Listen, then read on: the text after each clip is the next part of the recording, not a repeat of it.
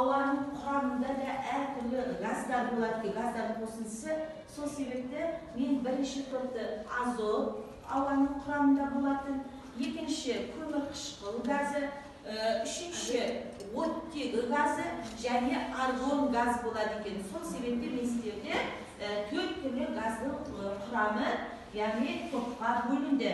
Ал енді бүгінгі сабағымызда сіздерді ең бірінші біздер өзімізді бағалау үшін берілетін бүгінгі сабақта қамтылатын әрбір түрлі тапсырмалар бар. Сол тапсырмалардың барысында жердің пайдасы мен зияны. Мен сіздерден қазір осы өткен тапсырманы сіздерге нақтылап, сіздерден сұрақ арқылы онлайн генератор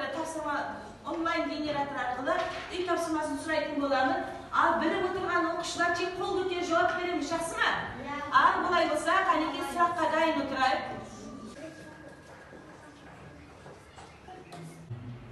Бірінші сұрақ, балалар, яғни жерді ненің көмегімен анықтайды? Біліп отырған оқушы қол көтереміз. Қане, бұның өзі балмен есептеледі, жерді ненің көмегімен анықтайды? Заңғар айта ғой. Қанекей біліп отырсақ, бәріміз қол көтеріп айта ғой. Жерді арнайы флюгер үлгісімен анықтайды.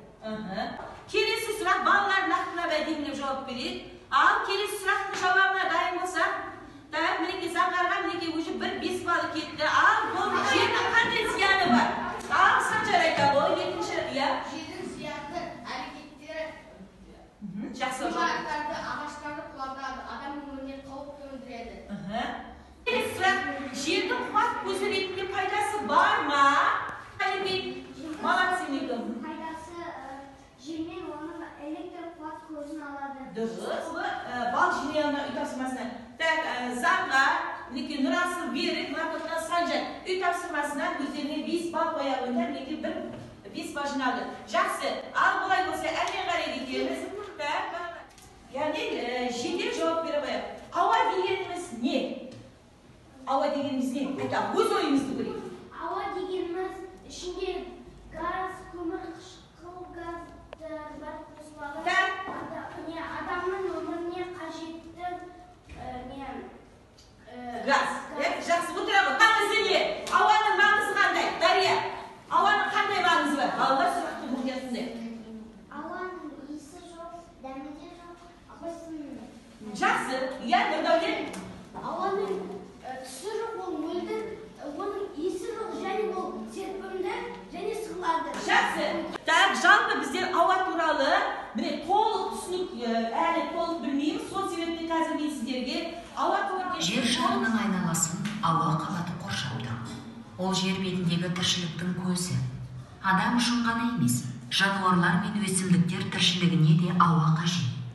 Ауа жерді күндіз қатты ысып, түнде қатты суып кетуден сақтап. Түсіндік пе? Жақсы, әрмен қарай ауаның құрамы химик жүз екен. Естерінде болсын, жақсы ма? Ал енді бұлай болса, біз бүгінгі сабағымыз осы ауаның маңызы қандай деген тақырыпта бүгін жақсылап таныстырамыздағы 66-шы бетті аша қойынды. 66-шы бетті аша қойық.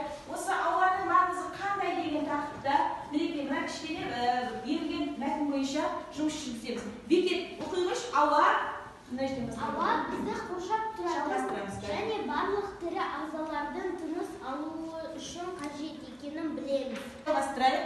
Я, Зере жалғастыра ғой.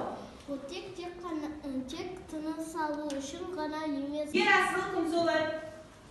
Адам ауыр жағдайға түсіп, тыныс алуы қиындаған жағдайда оттек жастықшасын пайдаланады. Жақсы. Ал, не түсінік? Ауа біздің жер шарымызды қорғап тұр. Ауа тек адамдарға ғана емес, жануарларға да керек. Ауа көмірқышқылдар, оттек, сосын азоттан тұрады.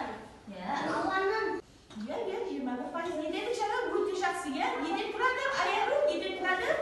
Ауаның құрамы оттектен тұрады. Бұл оттек қана ауа үшін қажет емес, газ, жануарлар, табиғатқа да қажет. Мінекей, қанада балы.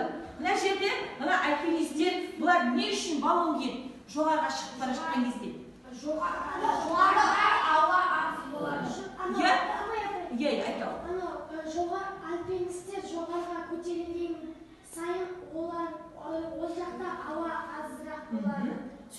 себепті олар қосымша не киіп алады? От, иә, баллондар киіп алады. Әрмен қарай, иә, мынау кім? Ғарышкер, Бексұлтан айтамын, иә, бұл не үшін? Ол да Бұл ғарышкер нет, жерде емес, ғаламшардарда ауа болмайды. Сөйтіп, ол да арқасында жасанды, оттегімен істейді, тыныс алады екен. Өте жақсы. Әрмен қарай, мынау кім? Әрмен қарай. Не үшін бұл, иә, ол да істеп тұр? Ауаны қолданды, берік айтамыш, не үшін? Айтам. Адамдар сол затты өздері демалмай жатқан кезде демалу үшін қажет етеді. Бұны не деп атайды? Мына ауыр жағдай тыныс ала алмай жатқан. Я оттегі жастықшасын пайдаланады екен, е? Орна тыныс алып. Жақсы. Әрмен қарай, Зере айтады, бұны кімді көрттіңіз? Ол суға түскен сайын артына Судың астында не жоқ? Жақсы отырамыз. Дұрыс болса, мысалға, ауа тірі ағзаларды тыныс алу үшін қажет десең, онда белгі қоясыңдар. Жақсы ма? Ал қажет емес, дұрыс емес десеңдер, онда белгі қоймайсыңдар. Әркім болған оқушы болды деген белгілерді көтеріп отырасыңдар. Белгі сол белгіні қойып отырасың. Дұрыс болса белгі қой, дұрыс емес болса қоймайсың.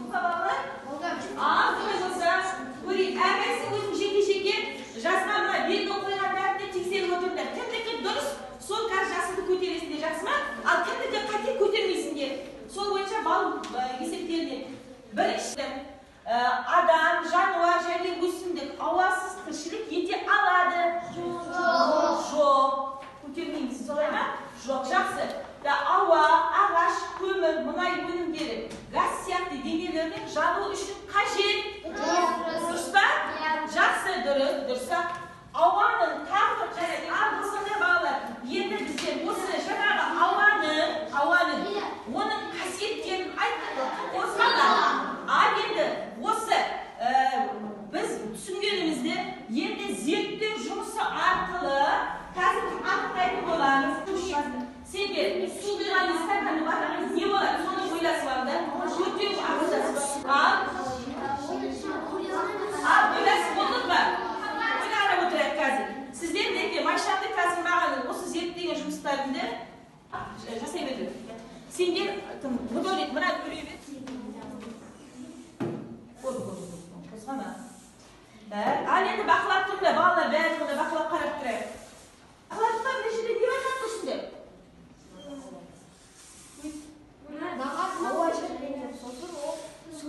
Қайсысы көбірек жанып тұр? Ауасы бар, сосын? Екінші сурет. Себебі бұда ауа кішкене көбірек, бірақ ол ұзаққа шыдамайды. Ұзаққа шыдамайды ма? Сосын? Ал мынада ауа көп, себебі мынаяқта ауа көп, бұл сөнбей тұрады. Балалар сонда байқадыңдар ма? Не қараңдаршы? Мына жерде ауа бар ма ішінде? жоқ. Ауа жоқ па? Шамалы бар. Ал мынада ше? Ол кішкентай бар. Ол кішкене, бұда тіптен азғантай ауа, е? Ал мынада қандай ауа? Ол үндеу бар, сол жолда ауа кішкене болады. Міне, олай болса сендер ауаның қандай қасиетін байқадыңдар? Қандай қасиетін байқап тұрсыңдар? Ауа отты суды. Ауа қандай болып тұр? Мына ішінде ауа көтеріп тұр ма? Жоқ, қандай ауа? Қандай газ? Түссіз? Әрі мөлдір. Неге ауаның қасиеті жылуды сақтай ма? Ұстадыш болды. Іші жоқ. Жылуды сақтайды. Не көрінбей ме жылуды сақтайды? Жақсы, өте жақсы. Екі. Жақсы, мынау ішіне ауа кіріп жатыр ғой, кіріп жатыр. Сен бүйткен кезде ауасы шығып жатыр. Ал бұдан айтау, түсіндіріңдер. Айт жағым, не түсіндіріңдер айтау? Ауа түсіп, ол мөлдір. Серпімді. Және біз оны ұстай алмаймыз, көре алмаймыз. Бұда желі көбірек жоқ. Бірақ оны ұрсақ, ол деген серпіледі. Серпіліп, сығылып, яғни сығылады, толады. Оны сипылады. Ауасы азайып кішірейді. Жақсы, өте жақсы. Келесі топтың тәжірибесін байқап көрейік. Ал сендер? Сендер су толтырып, қарайық балалар бәріміз. Мына ішіне су толтырып. Сосын мына стаканды Өте көрейік, не байқаймыз? Қараңдар. Ал, өзің ұстап төңкеріп көр, тіке төңкер. Кес айтпа. Ал, неге су кірмей тұр? Өткені мұның ішінде Дұрыс айтасың,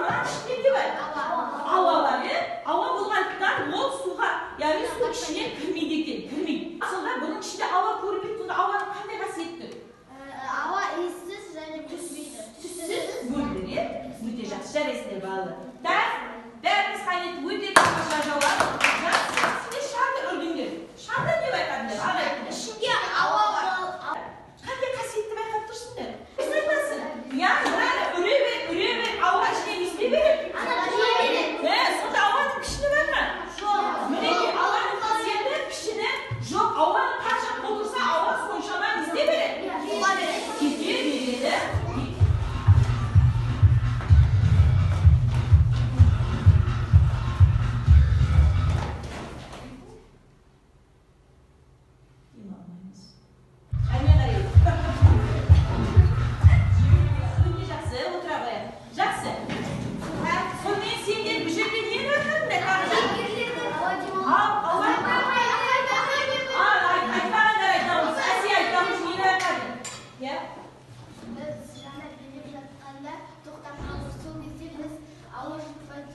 Ауа жұтпай тұрдық. Сонда ауаның маңызы зор ма екен?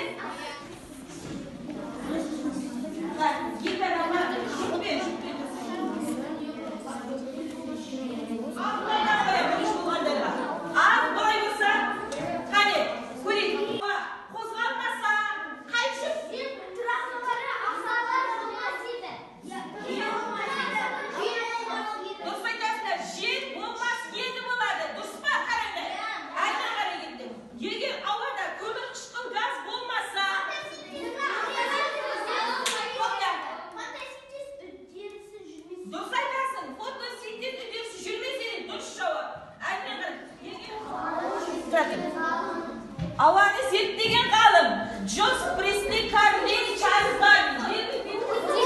Қазір көреміз. Алдарына қоямын, артына скотчпен алып, мынаның жан-жағына куәландыру жұмысын жүргізуге жақсы ма? Қаласып қалмағанда бәрін бір-бірден алып қоя алады.